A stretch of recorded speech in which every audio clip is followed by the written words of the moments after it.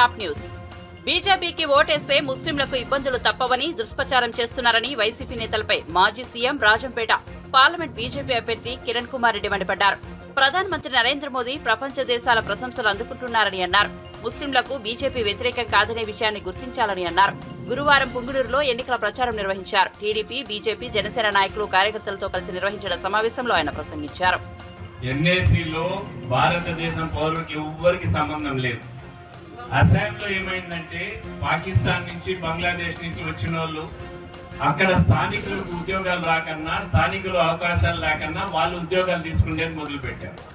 అందుకని స్థానికులందరూ ఏం చెప్పారంటే, మేము భారతదేశ పౌరులం, మాకు ఈ ఉద్యోగాలు రావాలి, మాకు ఈ అవకాశాలు రావాలి, గవర్నమెంట్ నుంచి బెనిఫిట్స్ మాకు రావాలి, ఇవన్నీ కూడా బయట దేశం నుంచి వచ్చే వాళ్ళకి వెళ్ళిపోతున్నాయి అనే ఉద్దేశంతో ఎన్ఆర్సీ పెట్టడం జరిగింది.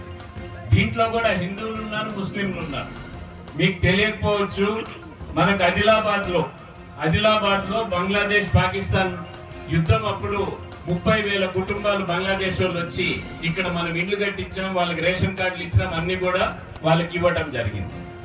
అదే విధంగా అస్సాంలో, బెంగాల్లో ఈ ప్రాబ్లం ఉంది.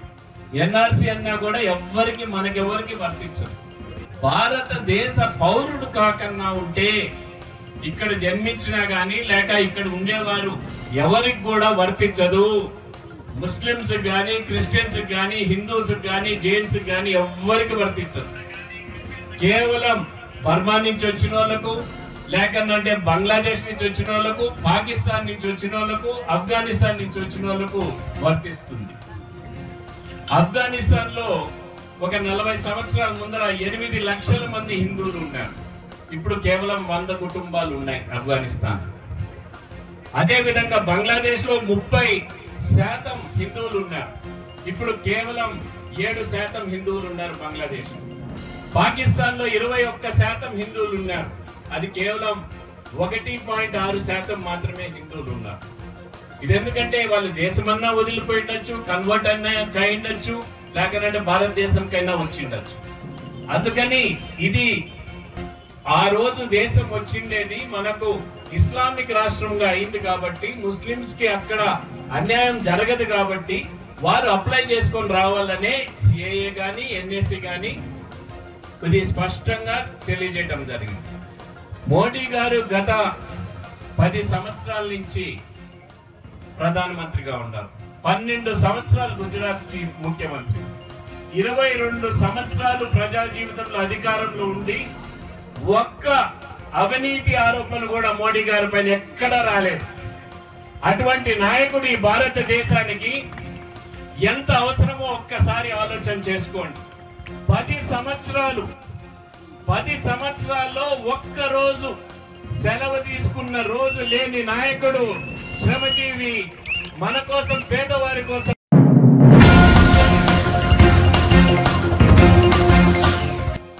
ఏపీలో ఎన్నికల వేడి పూర్తిగా రాజుకున్నట్లే. ఇప్పటికే వైసీపీ, టీడీపీ, జనసేన పార్టీలు ఎన్నికల ప్రచార పర్వాన్ని షురూ చేయగా కాంగ్రెస్ కూడా రంగంలోకి దిగుతోంది. కాంగ్రెస్ పార్టీ రాష్ట్ర అధ్యక్షులు వైఎస్ షర్మిల ఎన్నికల ప్రచారానికి బయలుదేరుతున్నారంటూ ట్వీట్ చేశారు. దేవుడి దీవెనలతో, నాన్న ఆశీర్వాదంతో, అమ్మ ప్రేమతో, చిన్నాన్న చివరి కోరిక ప్రకారం ఎన్నికల ప్రచారానికి బయలుదేరుతున్నాను. మీ రాజన్న బిడ్డను దీవించాలని ఆంధ్ర రాష్ట్ర ప్రజలను కోరుకుంటూ ఎన్నికల శంఖారావం పూరించనున్నారు. న్యాయం కోసం పోరాడుతున్న ఈ యుద్ధంలో మీ ఆశీస్సులు నాపై ఉంటాయని ఆశిస్తున్నాను అంటూ షర్మిల ట్వీట్ చేశారు. అంతేకాదు తల్లి విజయంతో కలిసి ఉన్న ఫోటోలను కూడా పంచుకున్నారు.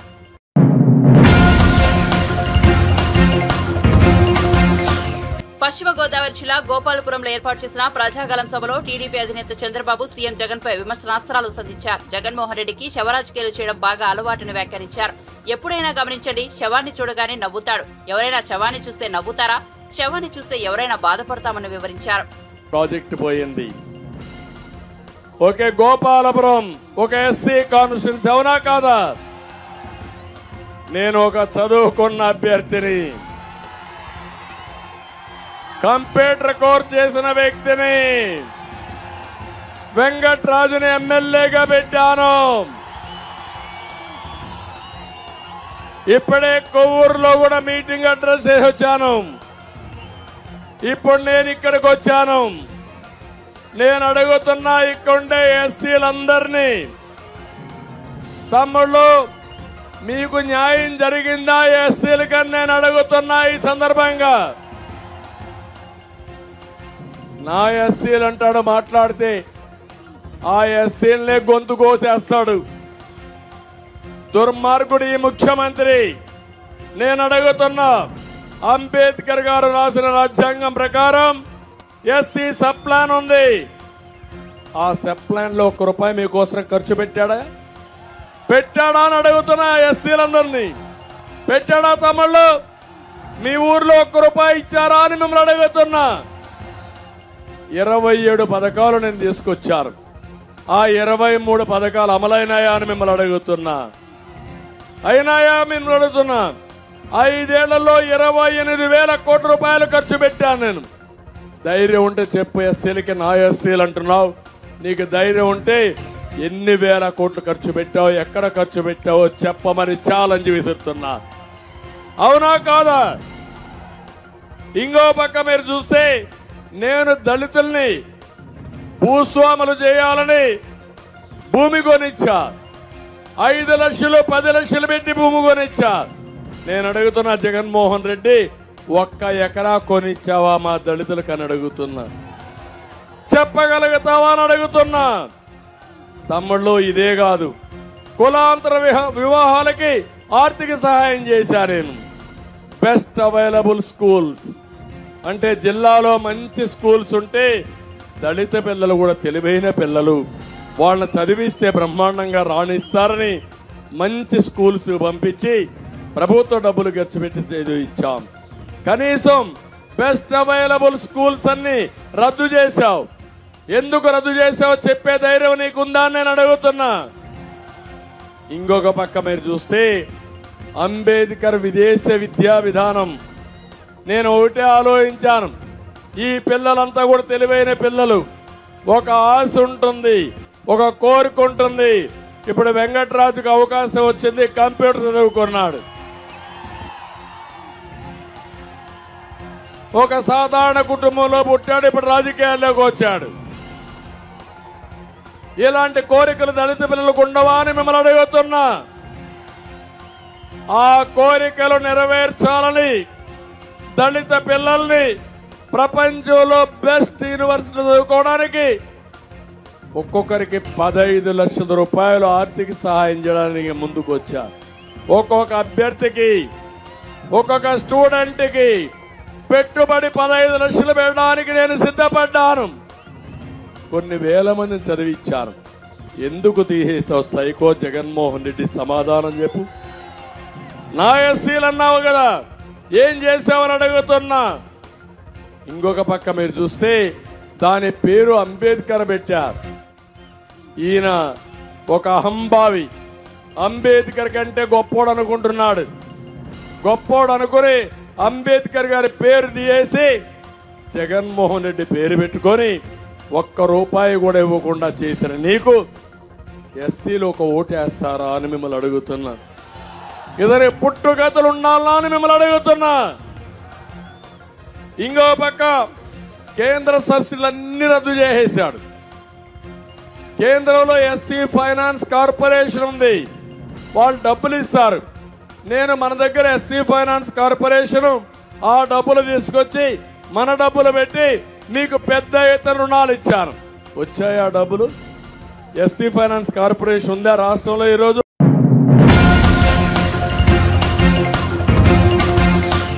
ఉమ్మడి ప్రకాశం జిల్లాలో కీలక నేతగా ఉన్న మాజీ ఎమ్మెల్యే ఆమంచి కృష్ణమోహన్ వైసీపీకి రాజీనామా చేశారు. పార్టీ ప్రాథమిక సభ్యత్వానికి రాజీనామా చేస్తున్నట్టు ఒక ప్రకటనలో తెలిపారు. ఈ ఎన్నికల్లో చీరాల నుంచి పోటీ చేయాలని ఆయన భావించారు. కానీ చీరాల టికెట్ ను వైసీపీ అధిష్టానం సిట్టింగ్ ఎమ్మెల్యే కరణం బలరాం తనయుడు కరణం వెంకటేష్ కు కేటాయించింది. అటు ఆయన గతంలో ఇన్ఛార్జిగా వ్యవహరించిన పర్చూరు నియోజకవర్గంలోనూ చుక్కెదురైంది. పర్చూరు వైసీపీ టికెట్ ను ఎడం బాలాజీకి ఇచ్చారు. ఈ పరిణామాలతో తీవ్ర నిరుత్సాహానికి గురైన ఆమంచి కృష్ణమోహన్ మద్దతుదారులతో చర్చించి వైసీపీకి గుడ్ బై చెప్పాలని నిర్ణయం తీసుకున్నారు. ఈ నెల 9న ప్రజల సమక్షంలో తదుపరి కార్యాచరణ ప్రకటిస్తారని ఆమంచి ఓ ప్రకటనలో వెల్లడించారు. కాగా ఆమంచి కాంగ్రెస్ పార్టీలో చేరి చీరాల నుంచి పోటీ చేస్తారని ప్రచారం జరుగుతోంది.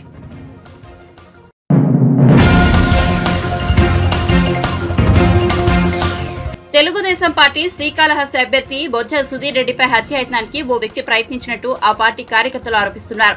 నిందితుడు ప్రస్తుతం పోలీసుల అదుపులో ఉన్నాడు. అతడిని వైసీపీ సానుభూతిపరుడు మహేష్ కుమార్ గా గుర్తించారు.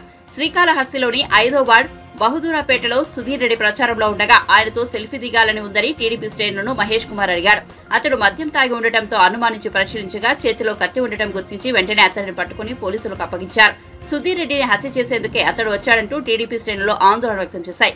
కేసు నమోదు చేసుకున్న పోలీసులు దర్యాప్తు చేస్తున్నారు. నిందితుడు మాత్రం బహదూరాపేటలోని జాతరకు వచ్చారని చెబుతున్నారు. మరి కత్తి ఎందుకని ప్రశ్నిస్తే మాత్రం తన భద్రత కోసమని చెప్పడం అనుమానాలకు తావిస్తోంది. అతనిపై కఠిన చర్యలు తీసుకోవాలని టీడీపీ కార్యకర్తలు కోరుతున్నారు.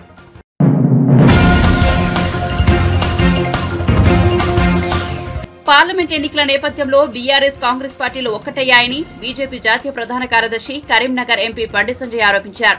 ఆ రెండు పార్టీలు డైవర్షన్ పాలిటిక్స్ చేస్తున్నాయని విమర్శించారు. గురువారం ఆయన మీడియాతో మాట్లాడుతూ కాంగ్రెస్ కాళేశ్వరం అంటుంటే బీఆర్ఎస్ కృష్ణా నీళ్లంటూ తప్పించుకునే ప్రయత్నాలు చేస్తున్నాయన్నారు. కాంగ్రెస్ ఫోన్ ట్యాపింగ్ అంటుంటే బీఆర్ఎస్ నీళ్లు ఇవ్వడం లేదని అంటున్నారని విమర్శించారు.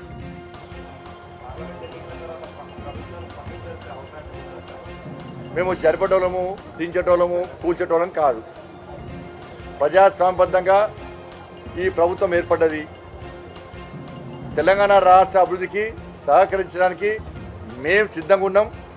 అది కాంగ్రెస్ పార్టీ గడ్డంలో మూర్ఖత్వ పార్టీ ఉండే మేము సహకరిస్తా అంటే కూడా మా సహకారం తీసుకునే స్థితిలో అప్పటి రాష్ట్ర ప్రభుత్వం లేదు. ఎందుకంటే తెలిసి కదా పరిస్థితి, ఇవాళ వాళ్ళ గత్యం తెలుసు కదా. మీకైతే బీఆర్ఎస్ పార్టీ గత్యం తెలుసు కదా. 2 BHK అందరు 2 BHK అంటే రూమ్లో ఏడవైనావు కానీ ఇప్పుడు 2 BHKనే మిగిలింది. 2B అంటే బాబు బేట, H అంటే హరీష్ రావు, K అంటే కవిత. వాళ్ళ పరిస్థితి వీలవుతుంది. మళ్ళీ ఇదే కాంగ్రెస్ వాళ్ళకి పైన 5 ఉన్నారు, వాళ్ళు మాత్రమే మిగులుతారు. 6 గ్యారెంటీలకు 6 మిగులుతారు జిల్లా.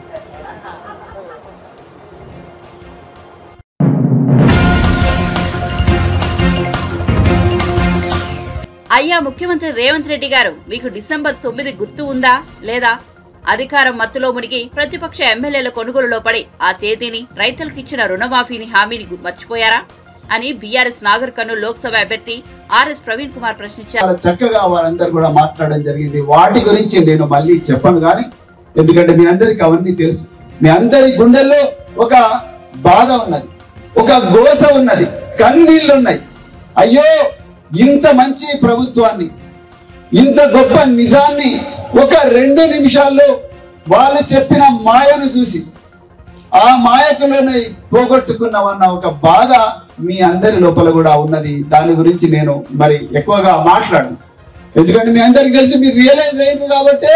ఎలాంటి ఒత్తిళ్లు ఉన్నప్పటికీ కూడా కొల్లాపూర్లో మంత్రిగా ఉన్న జూపల్లి కృష్ణారావు గారు, అదే విధంగా అధికార పార్టీ ఎమ్మెల్యేలు, పోలీసు వ్యవస్థ ద్వారా, అదే విధంగా తహసీల్దార్ వ్యవస్థ ద్వారా, ప్రభుత్వ అధికారుల ద్వారా మరి బీఆర్ఎస్ కార్యకర్తల మీద విపరీతంగా కేసులు పెడతామని భయపెట్టిస్తున్నా, బిల్లులు రిలీజ్ చేయమని భయపెట్టిస్తున్నా, మీరు మాత్రం వాళ్ళ చెవులు చిల్లులు పడేలా జై తెలంగాణ నినాదం ఇవ్వడానికి ఇక్కడికి వచ్చిండ్రు.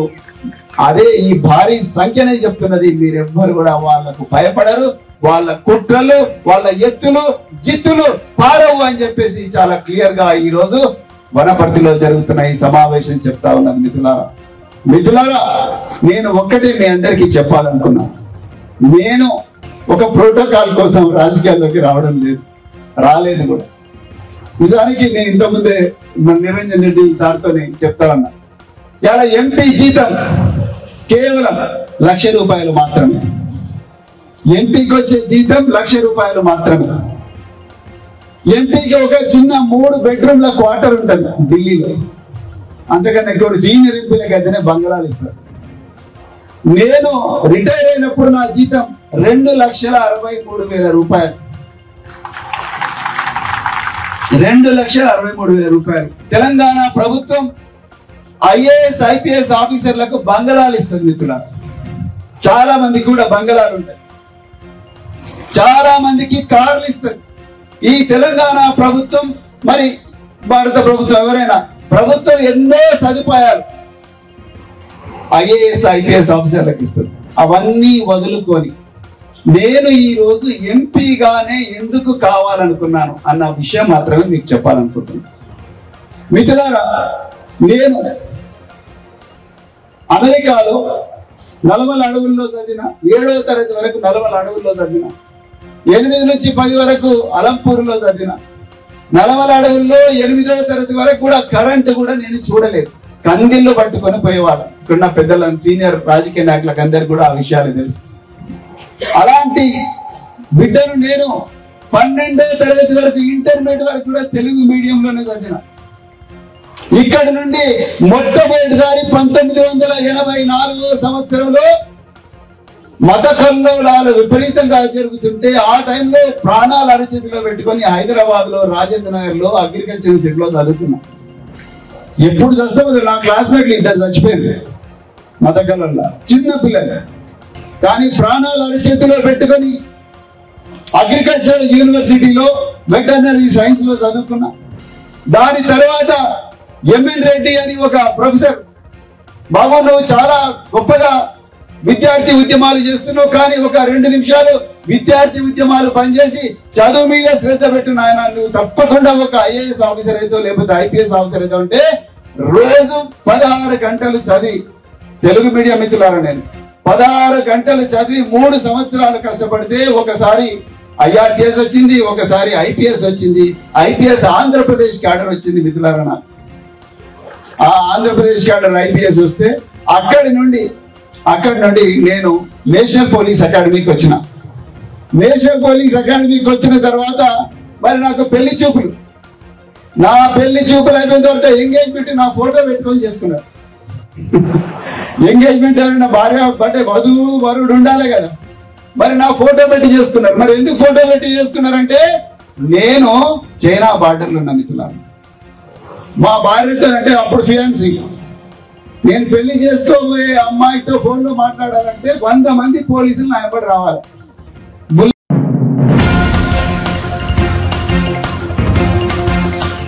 టీడీపీ జాతీయ ప్రధాన కార్యదర్శి నారా లోకేష్ ఎన్నికల ముంగిట తన విమర్శలకు పదును పెట్టారు. ఆ అంటే అప్పులు, ఆ అంటే ఆవారా ఖర్చులు. నియంత్రిత జగన్మోహన్ రెడ్డి నవ్యాంధ్ర నెత్తిన నిప్పులు పోశారని మండిపడ్డారు. ఇష్టారాజ్యంగా అప్పులు చేసి 5.5 కోట్ల ఆంధ్రుల భవిష్యత్తును తాకట్టు పెట్టారని ధ్వజమెత్తారు. ఇసుక ధర తగ్గించి, సిమెంట్ ధర తగ్గించి, అమరావతి పనులు ప్రారంభిస్తే ఆటోమేటిక్ అన్ని సెట్ అయిపోతాయి. సింపుల్ గా ఒక్క చిటికతో చేసింది. మొదటి 100 రోజుల్లో చేయాల్సిన పని ఇది. మేము ఇక్కడనే కాదు, రాష్ట్ర వ్యాప్తంగా ఎక్కడ రోడ్లు వేయట్లేదు, ట్రైన్లు కట్టట్లేదు, ఏ పనులు జరగట్లేదు. దానివల్ల ఎవరికి పనులు దొరకట్లా. దాదాపు మన వృత్తి పైన 30 లక్షల మంది ఆధారపడి ఉంటారమ్మా. 30 లక్షల మంది, ఎక్కడ పనులు జరగట్లేదు. ఆ పనులు ముందల ప్రారంభం అవుతే మన చేతి నిండా పని వస్తే ఆగి బతకచ్చు. అది మా ఆలోచన. అరే ఆగినా బాగుందని మనకు ఉందా?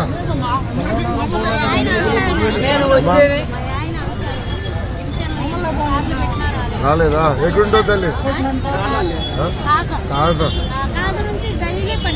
కాజా నుంచి ఇటు వస్తాం.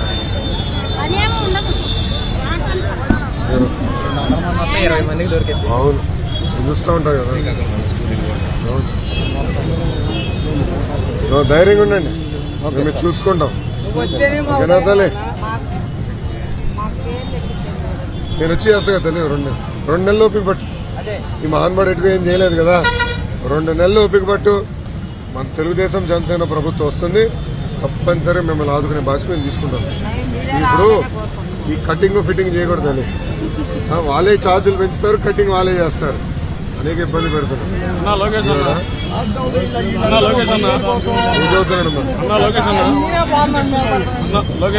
నిన్ను పవన్ కళ్యాణ్ గారిని ఒకసారి చూడాలన్నా. నన్ను చూసా కదా, ఇంకా ఇద్దరు నడుస్తుంటే చూడాలన్నా. అది ప్రశ్నలే మీకు. వాటర్ బాటిల్ ఎవరు అడగట్లేదు. వాటర్ గురించి ఎందుకు సార్? ఇళ్లలో ఆడవాళ్ళకి శుభ్రంగా ఉంటారు సార్. అవి కూడా బాగా పెంచేశారు. మామూలుగా కాదు, రాత్రే పని చేసి ఇల్లు కూడా లేవు,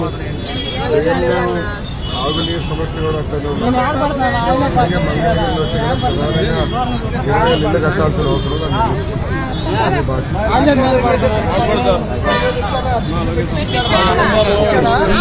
కరోనా వచ్చింది. మన కరోనా 10,000 ఇస్తాను ఇవ్వలేదు. కేంద్ర ప్రభుత్వం నిధులు ఇచ్చినా ఇవ్వలేదు. ఓకేనా తల్లి? రాదు పర్వాలేదు, చేయండి మీరున్న ప్రోగ్రామ్. వినాలా మీరు? జాగ్రత్తగా చూసుకోండి, ధైర్యంగా ఉండండి. 2 నెలలు ఓపిక పట్టు. ఈ జగనవర వైరస్కి ఇప్పుడు మనం మందు ఇవ్వాలా, ఆ మందు ఎట్లు ఇస్తాం? ఓటు ద్వారా. ఓకేనా? గుర్తుపెట్టుకోవాలి. మా వాళ్ళు అన్నారులేండి, ఫ్యాన్ వస్తే మనకు తిరిగిద్ది అన్నారు. ఇప్పుడు ఏమంటున్నారంటే ఫ్యాన్ కూరేసుకొని తిరుగుతాం అన్నారు. అంతే కదా, తిరుగుతున్నారు కొంతమంది ఉన్నారు మా వాళ్ళే. 70 మంది ఇప్పుడు ఈ ప్రభుత్వం వచ్చిన తర్వాత భవన నిర్మాణ కార్మికులు పనిలేక అప్పుల పాలయ్యి ఫ్యాన్ కూరేసుకుని పరిస్థితి చాలా మంది ఉన్నదన్న, న్యాయం లేదన్న. గతంలో చంద్రన బీమా ఉండేది, ఈరోజు అది కూడా లేదు. అది కూడా లేదు. పైనుంచి పడ్డ చాలా మంది ఉన్నారు. మొన్నే మధ్య రాడ్ బెండింగ్ చచ్చిపోయి ఇంకా దిక్కు నొక్కలేదు. ఎక్కడన్నా అక్కడ బుల్లి అని అక్కడ పడ్డారు, ఇక్కడ పడ్డాడు, ఇక్కడ పడితే అక్కడ చనిపోయాడు. హాస్పిటల్ దిక్కు మొక్కలేదు, బీమా రాలేదు, ఆయనకి ఏమీ రాలేదు. మరి ఎట్లా అన్నా? నువ్వు వస్తేనే మాకు న్యాయం జరిగితే ఈ చంద్రన బీమా మళ్ళీ తీసుకొస్తాం. మనం మాటలతో మాట్లాడుకోవడం కాదు, ఓటేసి గట్టిగా ఓటేయి. ఎప్పుడు వస్తున్నా? 2 వారాలు పడుతుంది. 2 వారాలు పడుతుంది. రచ్చబండ చేసుకుంటూ వస్తాను. ఓకేనా?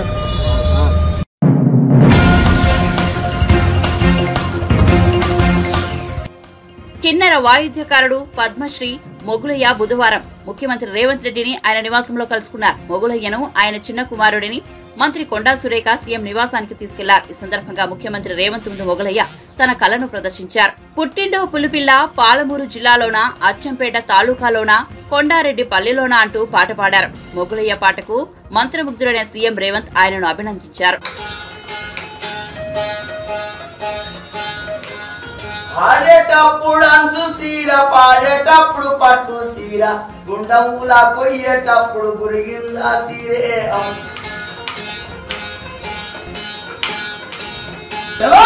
పుట్టిండొక్క పులి పిల్ల పాలమూరి జిల్లా శబాష్, ఒక పులి పుట్టింది. పుట్టిండొక్క పులి పిల్ల పాలమూరి జిల్లాలో అచ్చంపేట తాలూకాల కొండారెడ్డి పల్లెక పేదవాళ్ళ కోరకేలను ముందు అడుగు పెట్టిండు ముఖ్యమంత్రి అయిన ముందు అడుగు పెట్టి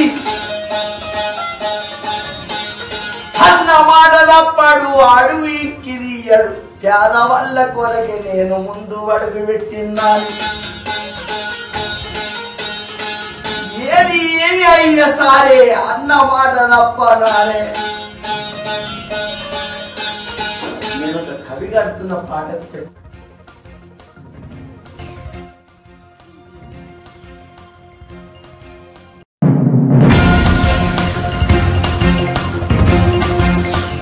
సంగారెడ్డి జిల్లాలోని ఎస్బీ ఆర్గానిక్ పరిశ్రమలో జరిగిన ఘటనలో గాయపడిన క్షతగాత్రులను బీఆర్ఎస్ నేత హరీష్ రావు పరామర్శించారు. ఈ సందర్భంగా ఆయన మీడియాతో మాట్లాడుతూ ప్రభుత్వం నిర్లక్ష్యంతోనే ప్రమాదం జరిగిందని ఆరోపించారు. బాధిత కుటుంబాలను ఆదుకోవాలని డిమాండ్ చేశారు. అంటే అధికారులు సరిగా తనిఖీలు చేయకపోవడం వల్ల, సంవత్సరానికి ఒకసారి ఆ రియాక్టర్ యొక్క పనితీరును పరిశీలించకపోవడం వల్ల, ఇవాళ అక్కడ కొంతమంది కార్మికులు చెప్తున్నారు కాలం చెల్లిన రియాక్టర్ను ఉపయోగించడం వల్ల ఈ సంఘటన జరిగింది అని అంటూ ఉన్నారు. అంటే దీని వెనుక పూర్తిగా ప్రభుత్వం యొక్క అధికారుల యొక్క నిర్లక్ష్యం కనబడతా ఉంది. సరి అయినటువంటి చెకింగ్స్ చేయకపోవడం వల్ల, సేఫ్టీ మెజర్స్ తీసుకోకపోవడం వల్ల ఇవాళ పాపం అమాయకులైనటువంటి కార్మికులు చనిపోవడం జరిగింది. దాదాపు ఇప్పుడు ఎంఎన్ఆర్ హాస్పిటల్లో 12 మంది క్షతగాత్రులు ఉంటే ఇటు వైద్య ఆరోగ్య శాఖ నుంచి కానీ, జిల్లా యంత్రాంగం నుంచి కానీ, యాజమాన్యం నుంచి కానీ ఒక్కరు కూడా వాళ్ళ బాగోగులు చూడడానికి ఇక్కడ ఒక మనిషి కూడా లేడు, ఎవరు పట్టించుకున్నటువంటి పరిస్థితి లేదు. ఇంకా బాధాకరమైన విషయం ఏంటంటే అసలు ఎవరు ఎక్కడున్నారు, ఇప్పటికీ ఎంతమంది క్షతగాత్రులు అయ్యారు, ఎంతమంది చనిపోయారని లెక్కలు కూడా సరిగా చెప్తలేదు. చనిపోయినటువంటి కుటుంబాలకు కనీసం 50 లక్షల రూపాయల ఎక్స్గ్రేషియా తక్షణమే అందించాలని, క్షతగాత్రులకు 25 లక్షల రూపాయల చొప్పున ఎక్స్గ్రేషియా అందిస్తూ వారి కుటుంబాలకు ప్రభుత్వ ఉద్యోగం ఇవ్వాలని చెప్పి బీఆర్ఎస్ పార్టీ పక్షాన్ని డిమాండ్ చేస్తూ ఉన్నాం. ఏదో మంత్రులు వచ్చి చూసి కంటి తుడుపు చర్యలు కాదు, ఆదుకోండి. ఆపదలో ఉన్నటువంటి వాళ్ళను ఆదుకునే బాధ్యత మీ మీద ఉంది. తెలంగాణ రాష్ట్రంలో ఎవరైతే చనిపోయి ఉన్నారో వారికి మేము ఆర్థిక సహాయం కూడా అందిస్తాం, తగిన సహాయం కూడా చేస్తాం. క్షతగాత్రులకు కూడా మా పార్టీ నాయకులు దగ్గరుండి వారికి అన్ని సహాయక చర్యల్లో కూడా మా వంతు సహకారాన్ని కూడా మేము అందిస్తాం. భవిష్యత్తులో ఇలాంటివి పునరావృతం కాకుండా మరి డిపార్ట్మెంట్ను గట్టిగా ఆదేశించాలి. వరుసగా ఈ 2-3 నెలల్లో ఈ సంగారెడ్డి జిల్లాలో చాలా రియాక్టర్లు వెళ్తూ ఉన్నాయి. భవిష్యత్తులో ఇట్లాంటి జరగకుండా ఆల్ సేఫ్టీ మెజర్స్ కూడా తీసుకోవాలని, కార్మికుల రక్షణను చర్యలు తీసుకోవాలని చెప్పి కూడా మేము డిమాండ్ చేస్తాం. మేము మళ్ళీ ప్రభుత్వాన్ని కూడా డిమాండ్ చేసేది ఒకటే, ఇటు కంపెనీ మరియు ప్రభుత్వం కలిసి చనిపోయిన కుటుంబాలకు 50 లక్షల రూపాయల ఎక్స్గ్రేషియా ఇవ్వాలని డిమాండ్ చేస్తున్నాం. క్షతగాత్రులకు 25 లక్షల రూపాయల ఎక్స్గ్రేషియాను, అదేవిధంగా పూర్తి వైద్యాన్ని వారి కుటుంబ సభ్యులకు, చనిపోయిన కుటుంబ సభ్యులకు ఉద్యోగాన్ని కూడా ఇవ్వాలని మేము ప్రభుత్వాన్ని డిమాండ్ చేస్తాం. చంద్రబాబు నాయుడుని కాపాడేందుకు బీజేపీ నాయకులు పురంధేశ్వరి ఎప్పుడూ ముందుంటారని మాజీ మంత్రి పేర్ని ధ్వజమెత్తారు. పురంధేశ్వరి రాష్ట్ర బీజేపీ అధ్యక్షురాలుగా కంటే చెల్లెలి భర్తకు మేలు చేసేలా పనిచేస్తున్నారని మండిపడ్డారు. ఎన్టీఆర్ ను కూలదూసే సమయంలో బాబుకు పురంధేశ్వరి సపోర్ట్ చేశారని దుయ్యబట్టారు. బాబు కోసం పురంధేశ్వరి బీజేపీని బాబు జనతా పార్టీగా మార్చేశారని విమర్శించారు. ఎందుకు ఇచ్చాడు నీకు తెలుసు, నాకు తెలుసు, విలేకరులకు తెలుసు. భారతీయ జనతా పార్టీకి బలం ఉందా లేదా, ఓట్లు ఉన్నాయా లేదా. కానీ దురదృష్టం ఏంటంటే ఈ వదిన గారు వచ్చి, చంద్రబాబు నాయుడు వదిన గారు, మాకు కాదు, చంద్రబాబు నాయుడు గారు వదిన గారు వచ్చి ఈ భారతీయ జనతా పార్టీ నికార్సుగా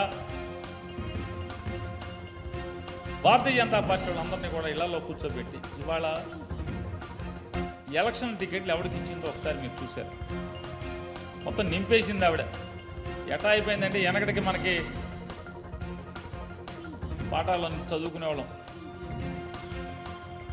చీమలు పెట్టిన పుట్టలు పాములు పాలైనట్లుగా ఈ స్వయం సేవకులందరూ పెట్టినటువంటి భారతీయ జనతా పార్టీ టీడీపీ నుంచి వచ్చినటువంటి దొంగల పాలైపోయినటువంటి పరిస్థితి ఆంధ్రప్రదేశ్ రాష్ట్రంలో మనం చూస్తున్నాం. ఇవాళ దేశంలో దొంగలు పడ్డారో లేదో కానీ భారతీయ జనతా పార్టీలో మాత్రం తెలుగుదేశం పార్టీ దొంగలు పడ్డారనేది మీరు గమనించుకోవాల్సిన, ఢిల్లీ వాళ్ళందరినీ కూడా గమనించుకోమని చెప్తున్నాను. ఇవాళ రామోజీరావు ఏదైతే రామోజీరావు చట్ట వ్యతిరేకంగా ఆర్థిక అక్రమాలు చేసి తప్పుడు పనులు చేశాడో, ఆయన చేసినటువంటి తప్పుల్ని, పాపాలని,